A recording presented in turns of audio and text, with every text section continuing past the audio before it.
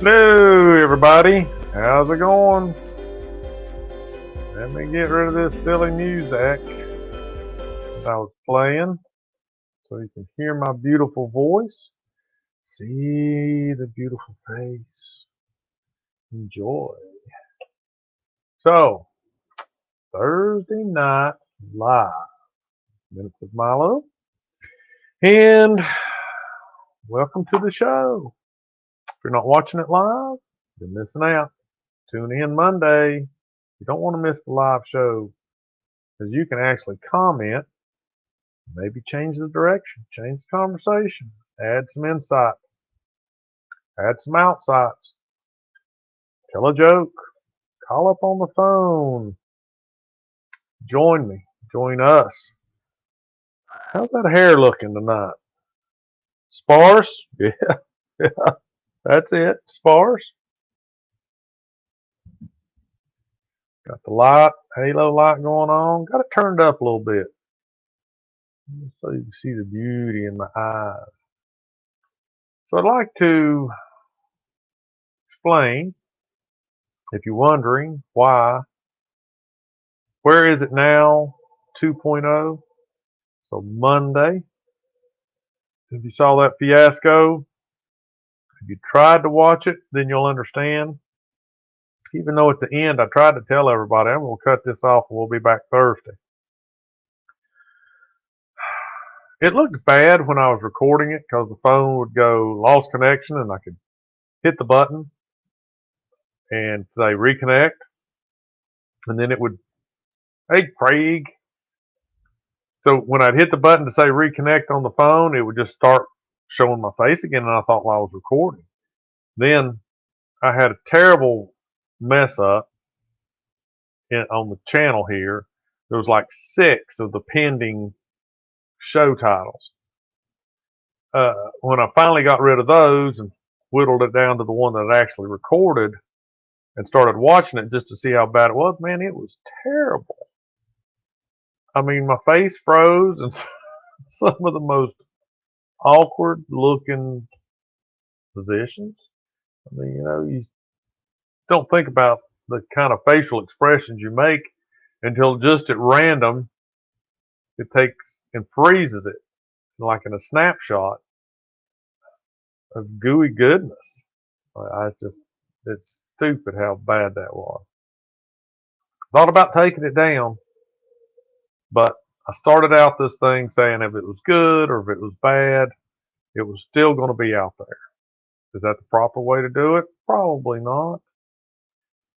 Take down your crap and only put up your best stuff is probably the way to do it, but I don't know. That's not the way I'm doing it. And it shows how popular that way is. Because it's just me and Craig. I hope Craig put a chicken in the dumplings. Did you get your dumplings going? Put in there with that chicken?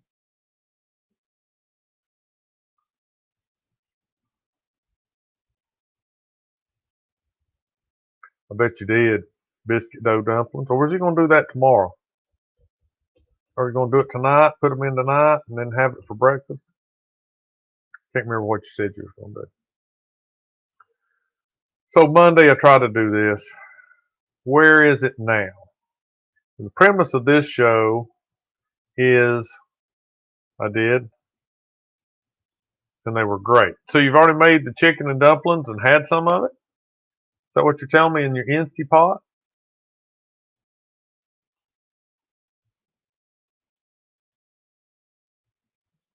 We're waiting on Craig's reply. Yes.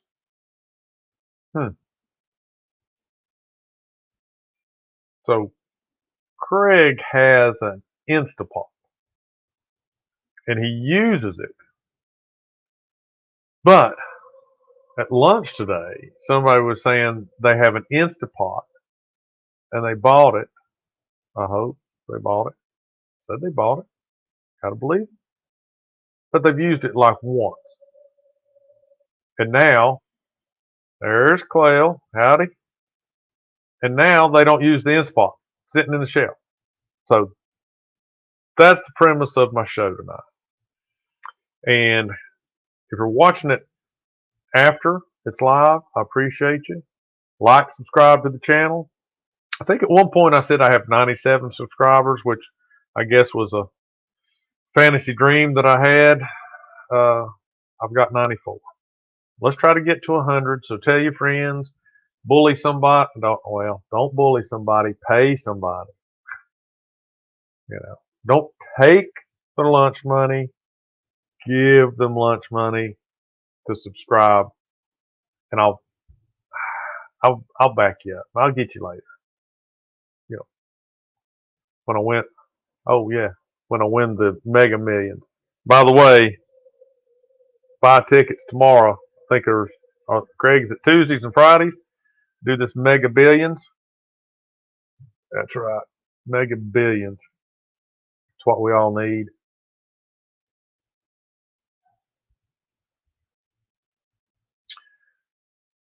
So where is it now? Craig uses his Instapot. Another guy bought one, used it once, put it away.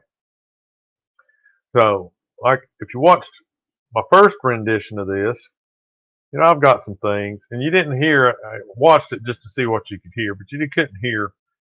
I have the electric carving knife. I think was a wedding gift that, I think I may have used it once just to see how it worked. I don't know.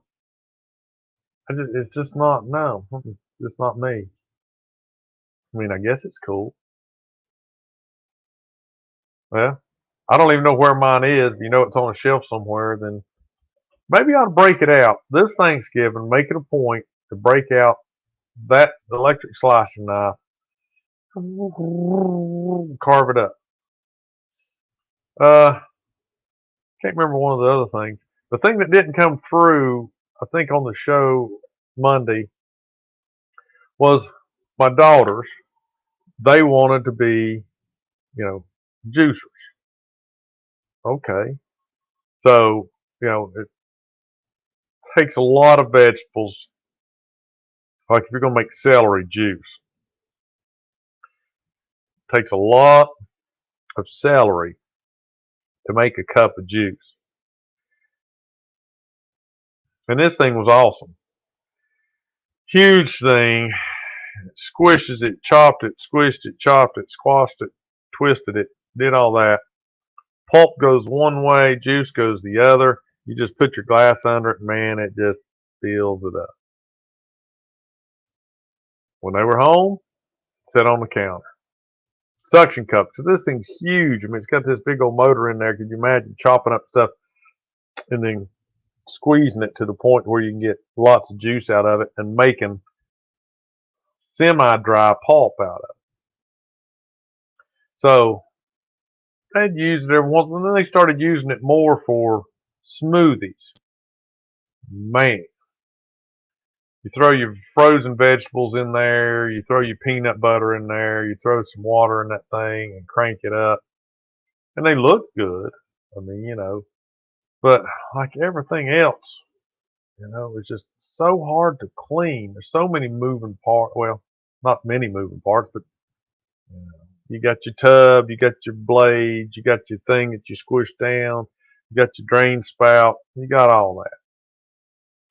So when they moved out, they didn't take it. Sitting on the shelf in what we call the pantry.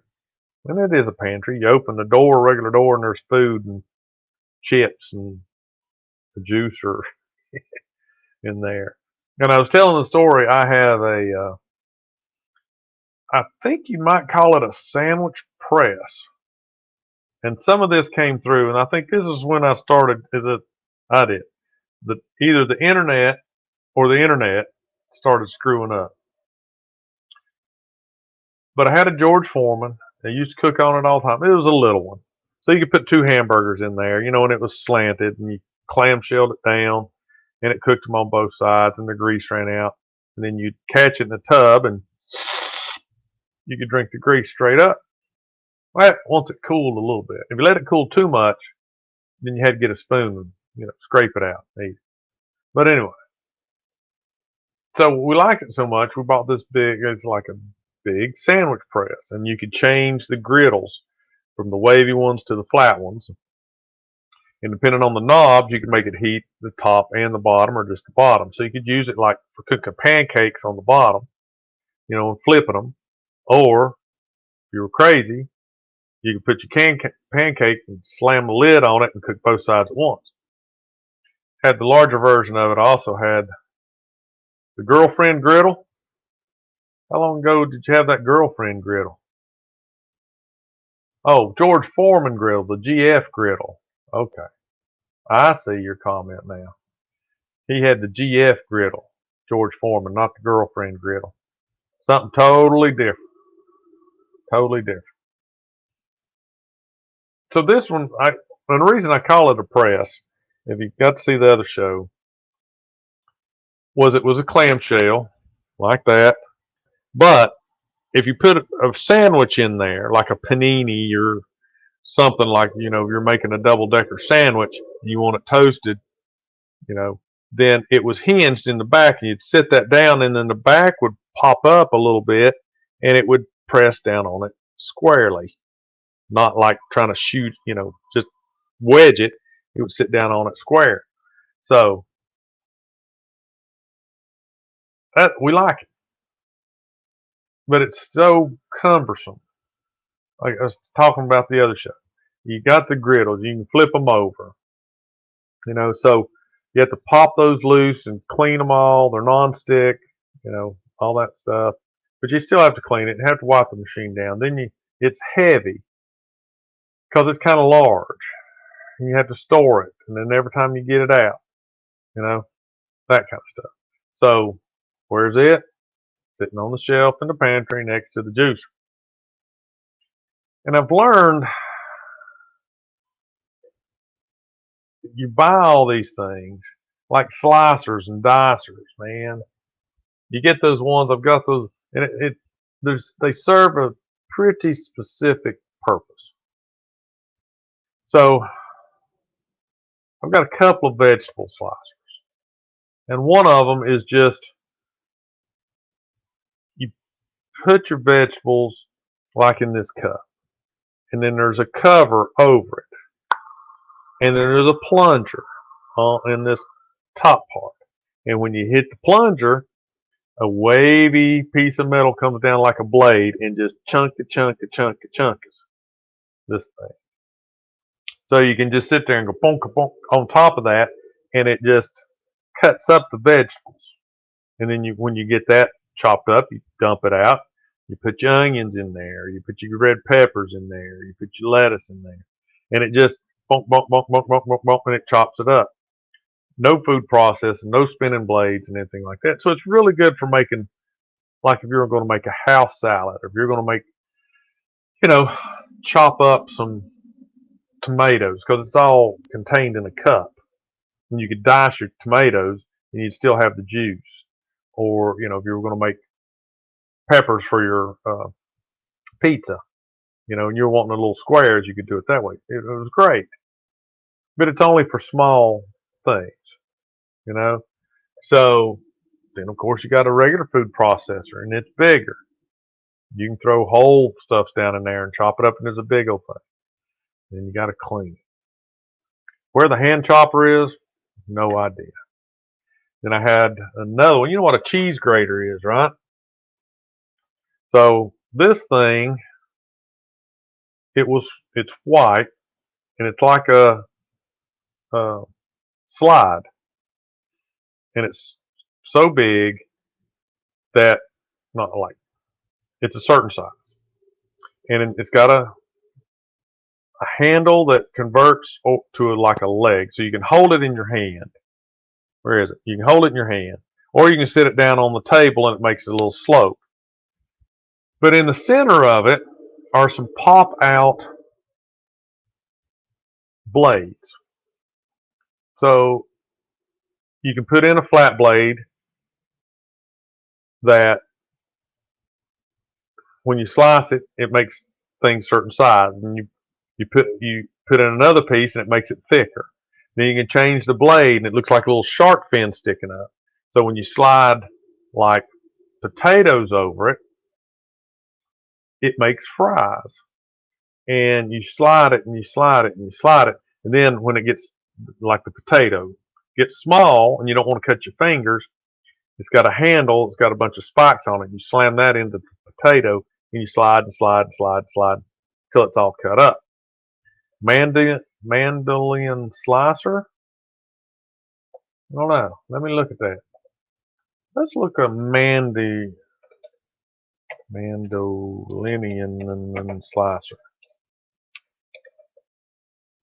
At Walmart? No, let's just look at pictures. Did I spell that right? Well, yes. Yes, it is. This is my cheap version here. Let me get that picture up. Yeah, man, this isn't exactly mine, but you know, it's close enough for government work. Let's share this screen. Man, I don't know why they call it that. Add string. Okay, so that's the deal right there.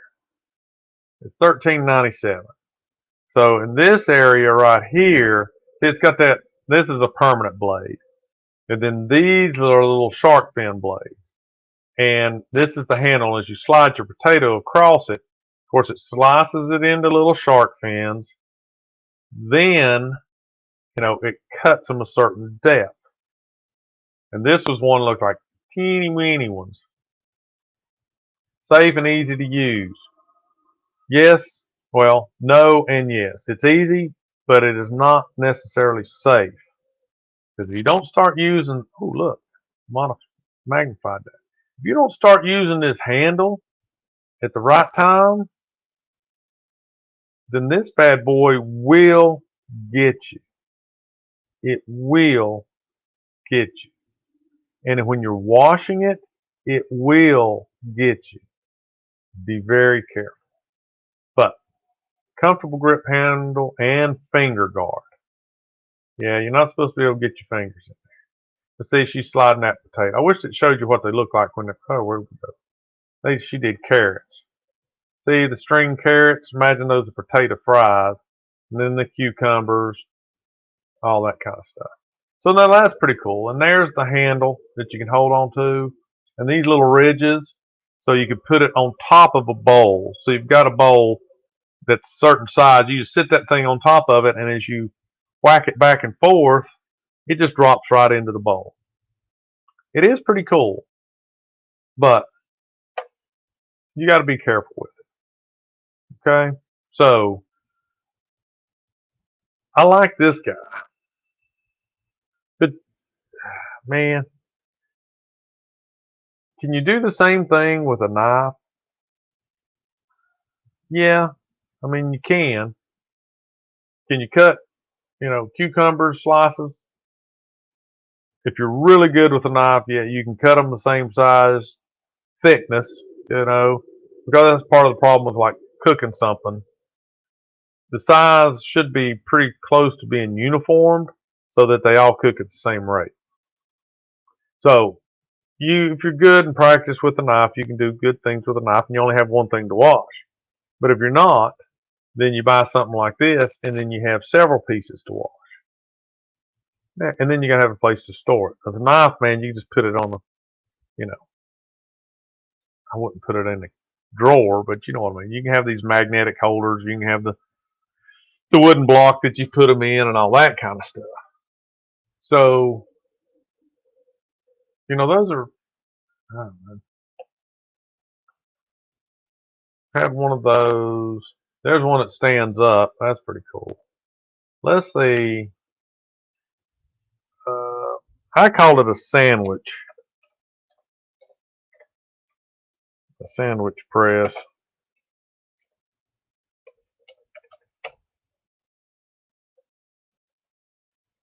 Okay. So, mine's more like this one that I talked about. All right. So, see how it's got the wavy piece on it now. Then mine, you can, yeah, see this little deal here? Oh, quit that. I'm sorry. I didn't mean to do that. So you can lay it open totally and it's, flat, so you can use it as a griddle on both sides. And you can fry things like a skillet, like an electric skillet. But see how it's hinged in the middle right there? So when you lay a sandwich on it, it lays flat like this instead of at an angle. And it makes it pretty cool. But like I said, you got to pop these off top and bottom. You got to wash them and rinse them. You got to clean the machine. You got to do all that kind of stuff. And, it's pretty good size. Now mine, I don't know how this one does it. Mine has different knobs on the bottom here.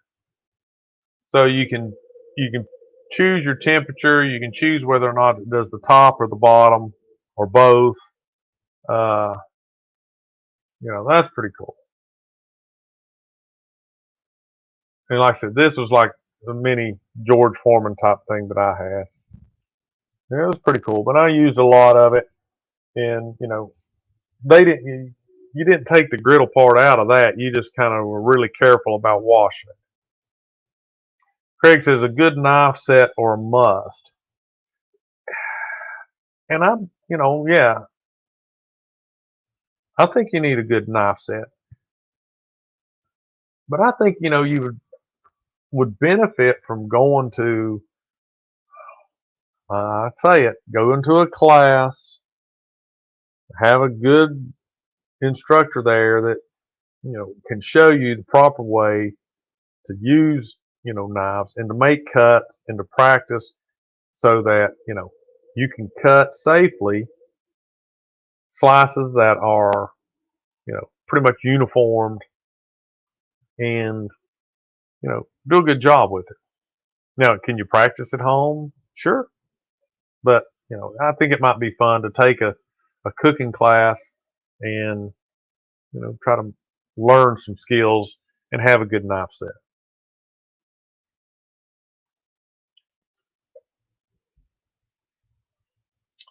But I don't know why everything I've pretty much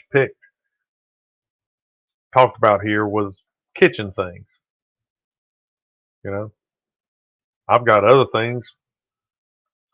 I saw one. This reminded me today. I saw an advertisement for uh, a battery-operated mini vacuum. Okay, and I'm not talking about like one of the sharks that this is about this big. This thing was like this, like a cylinder. And I thought, well, what's so great about that? I had one of those years ago, and it was earmarked for cleaning keyboards, computer. You work at a computer, you're going to eat at a computer, even if it's just crackers, something, chips, crumbs are going to get down in there. So you turn the keyboard up every once in a while and knock some of those out. So, but there was, a 2 AA batteries. You threw it in there, you turned it on, and you sucked the crumbs up off the keyboard or around the bottom of your monitors or wherever you might want to use it. But I didn't think that was very impressive. But I saw, advertisement for that, and I thought, I've got one of those things somewhere, just a little one. And it, when I stopped doing a lot of computer work and stuff, those things just go in a box. They go in a box, and then you put them somewhere. You don't remember where they are. So I've got tools that are like that. Anybody that's ever worked on a car and you think, man, where's that ticking noise coming from? You look around and listen. And a lot of the old timers, they'll get a long screwdriver, they'll put it to their ear and touch part of the engine. That's fine. If you've learned to do it that way, great. But I bought one of those stethoscope things. You put a stethoscope in, it's got a little bulb, and then you screw in a long metal poker, and you can touch things with it, and you'd be surprised how, the vibration, how you can really go from one place to another and hear it more and less and more and less, and trying to, is it on top, is it down below it, it's on the left side, right side, front, back. You can kind of pick that out. I think I know where that's at. That's not something you use every day. I think I know where that's at. But, at one point, maybe I needed it. And then therefore the need went away when I fixed or got rid of the reason I needed it. Maybe that's a little bit something different than, man, I think I'd like to have that foot rubber, you know, massager. There we go. That foot massager. Uh, and my kids used that. That was a Christmas gift that somebody gave to me. I didn't buy it, but it's kind of angled.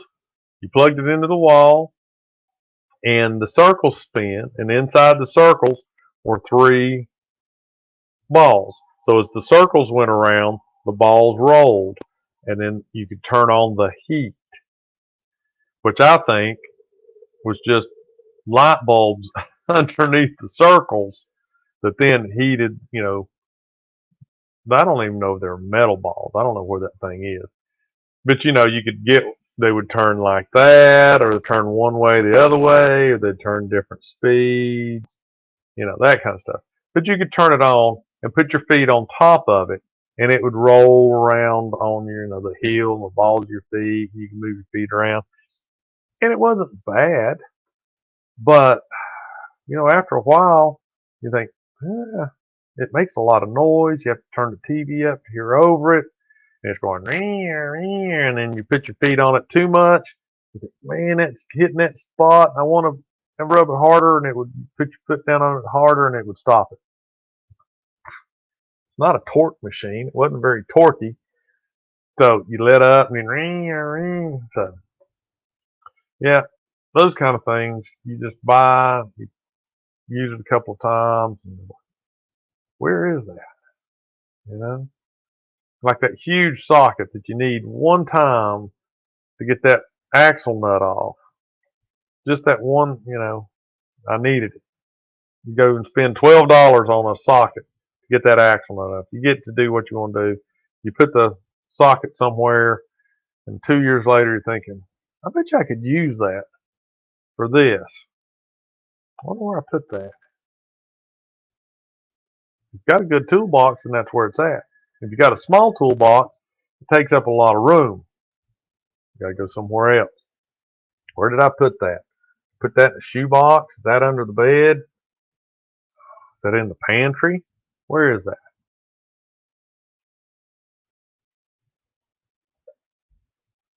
Let's see. We were talking about some other things at lunch. One guy said he didn't think he'd ever bought anything and then stopped using it.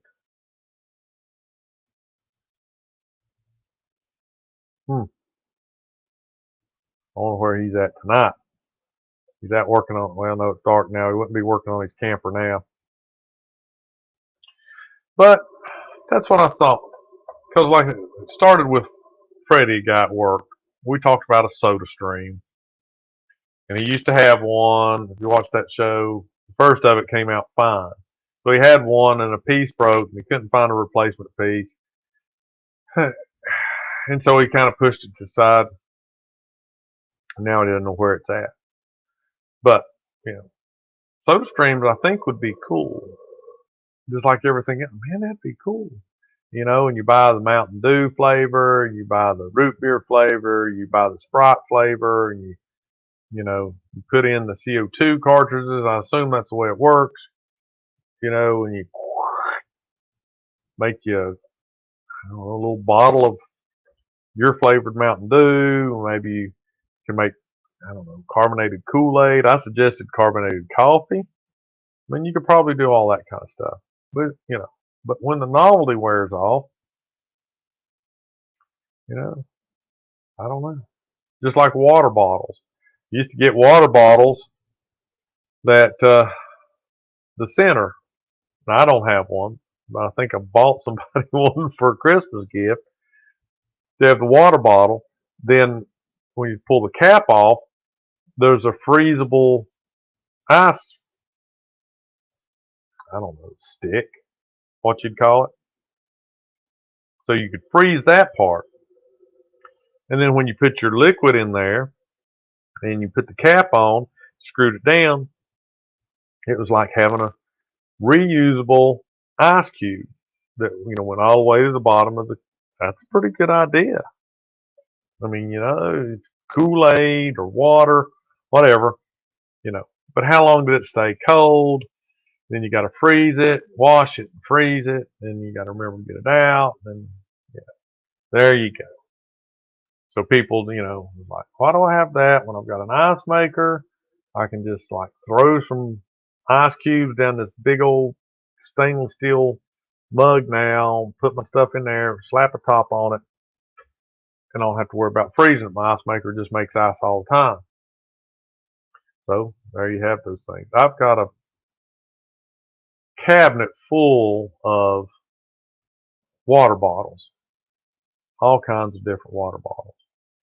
So when you've got kids and they go to college and they go to some of these, I don't know what they call them, orientations, or you can go to colleges and they're having, hey, please come to my college kind of things. You go there and they'll give you, each kid gets a packet. They might get like a toboggan and then a water bottle and then a carrying tote, a book bag tote, those kind of things.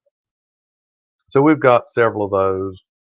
You win them as door prizes at Christmas, Halloween, costume day, whatever.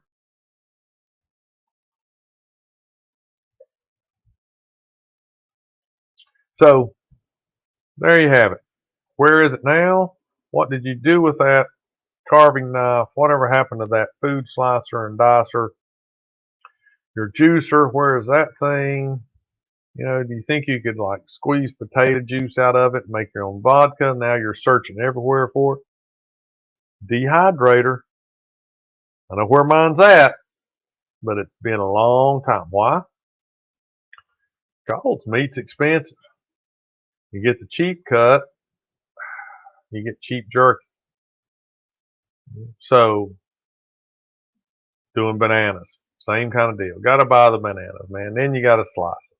Then if you use this slicing thing, then you got to wash all that. Then you throw it in there, and there's a way to keep them from turning brown. I can't remember what you do, but you do something to the bananas.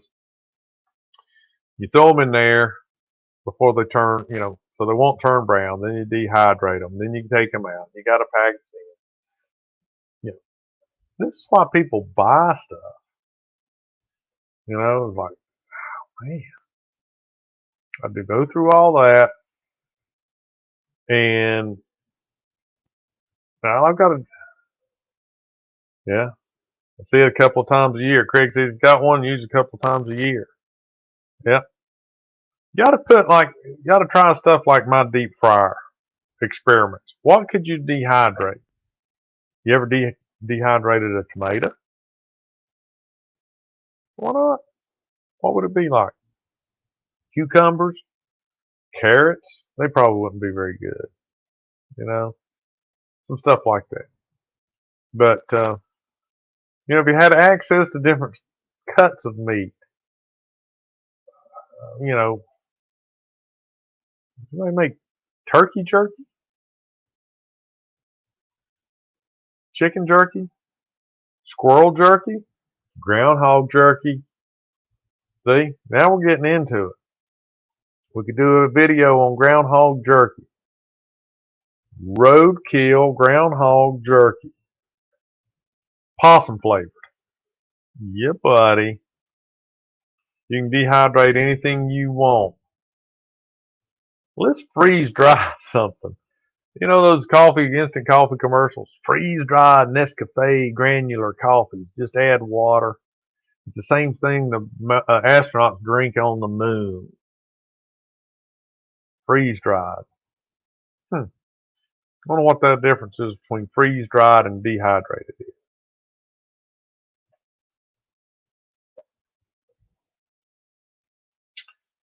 Thinking kind of bad about my idea on videotaping some of that would be dehydration, man, takes forever. I mean, you can show like my biscuit things, you know, you can show your prep, show what you're doing, how you prepped it, stick it in there, you know, cut the video off, come back in 5 hours, show a little bit of what it's starting to look like, shut it off, dehydrate it for the rest. I mean, it might take, what, 12 hours sometimes, more to dehydrate some things.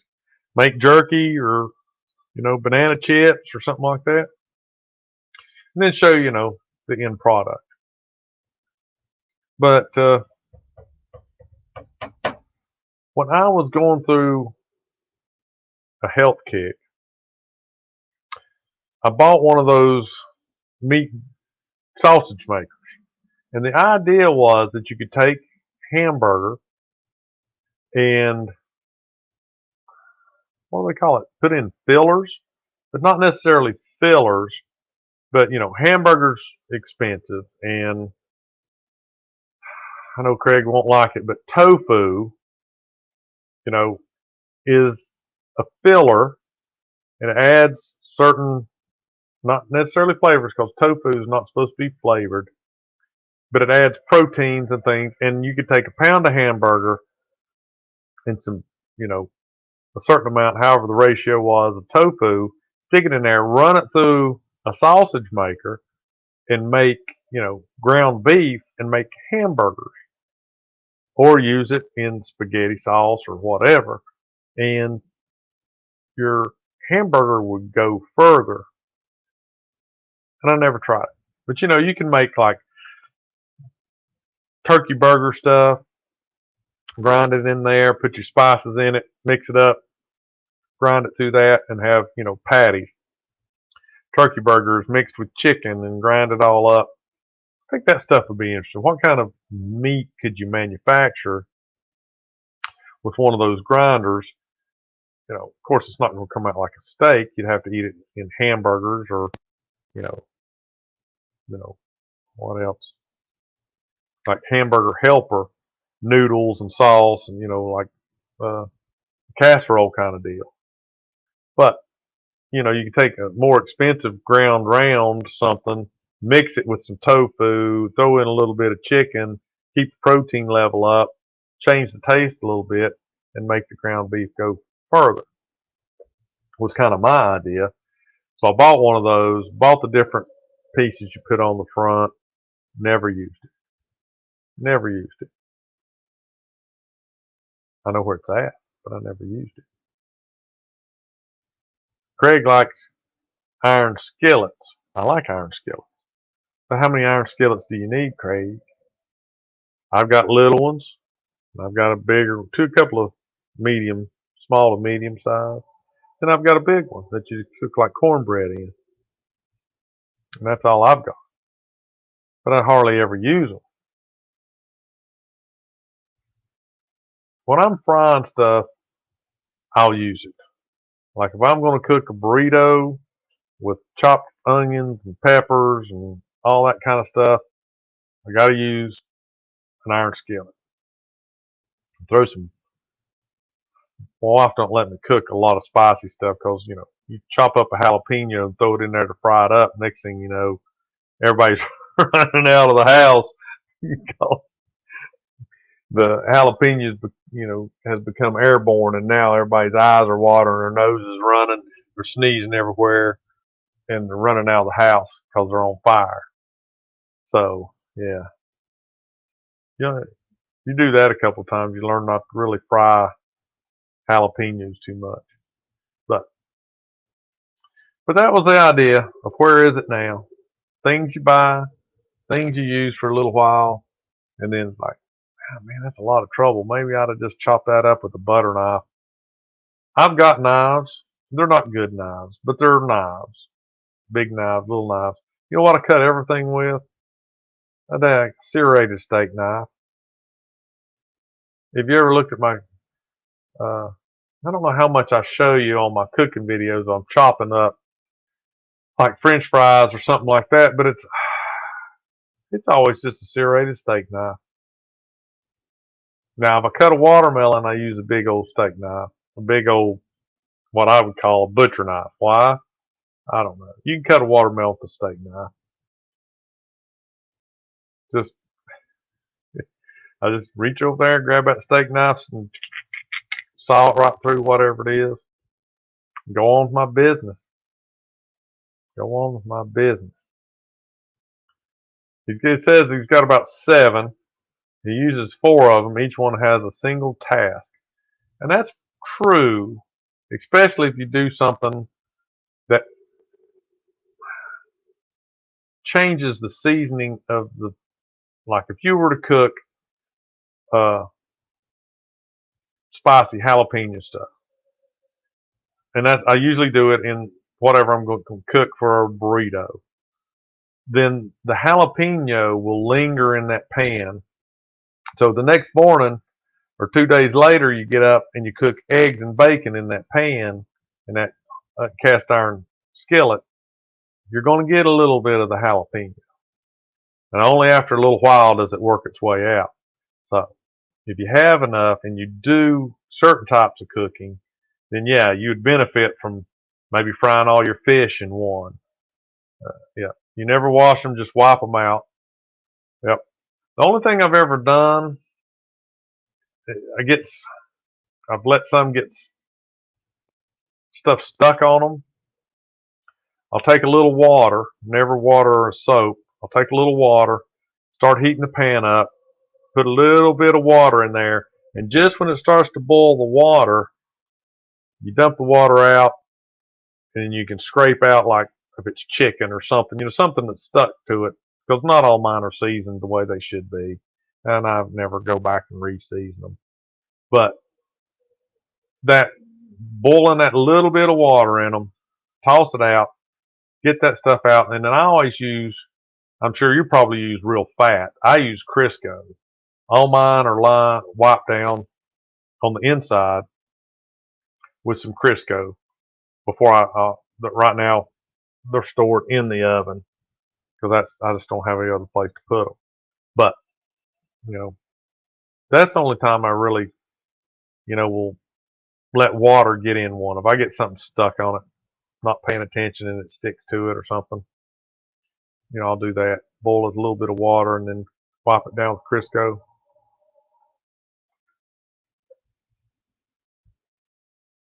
Like I said, most of the time, I try to wipe them out when they're warm, so that doesn't really happen. Wipe them out with a paper towel while they're still warm, and just smear it around. And whatever I cooked, like I said, if it's jalapenos and cheese with hamburger meat or chicken or whatever it is, chopped up bologna. Bought some bologna tonight, so I'm going to be cooking some bologna tomorrow or the next day. I'm running out of sandwich meat. But anyway, that stuff still stays in there. So yeah, if you're cooking fish in one and spicy stuff in another one and hamburgers in a third one, then you'd probably, have ones that are certain flavored or certain seasoned. Do it that way. All right, everybody. I think that's going to be it. I appreciate everybody coming and chiming in. Uh, you know, giving me ideas at lunch. Air fryers was another one. I've got one. I bought one with a basket. You can put French fries in a basket and put it in a certain spot, and it's a rotisserie, so it rolls. Because French fries, if you ever cook them in an air fryer, you're supposed to cook them however many minutes. Let's say you're cooking them 20 minutes. You put them in for 10, flip them another 10, so they both get the same each side. Because really, I was told, I've never taken one apart. I was told an air fryer is just basically an electric stove eye on top with a fan above that blows the heat down, and then the way the inside is designed, it blows it down and it circulates the air in there. So that's why sometimes you have to flip them over. That's another thing people buy, use it maybe once or twice, and then it takes up counter space. So thank you for coming. If you watch this on YouTube, then like and subscribe. I appreciate you. Tell your friends. I put out a new podcast tonight before I started the show. It's episode 69 about the encyclopedias. So if you want to listen to podcasts, I'm on Spotify and Google Podcasts. I try to put one. It's been a minute, so I put one out tonight. It'd been a week or a week and a half before I'd put one out. Try to do those once a week because I got plenty of these episodes. But I tried to pick one that you can listen to and you don't actually have to watch the video. You know, like tonight when I brought up these presses and stuff, it would be good if you could watch the video. But if you're, listening to it in the car or while you're mowing the yard or trimming the dog or, picking up poop out of the yard, then it's not a huge deal that you miss the picture. So, but anyway, thanks everybody. Appreciate it. Come on back Monday. Don't know what it's going to be about, but come hell or high water. Well, that ain't the way it works. God willing, if the creeks don't rise, we'll be here Monday.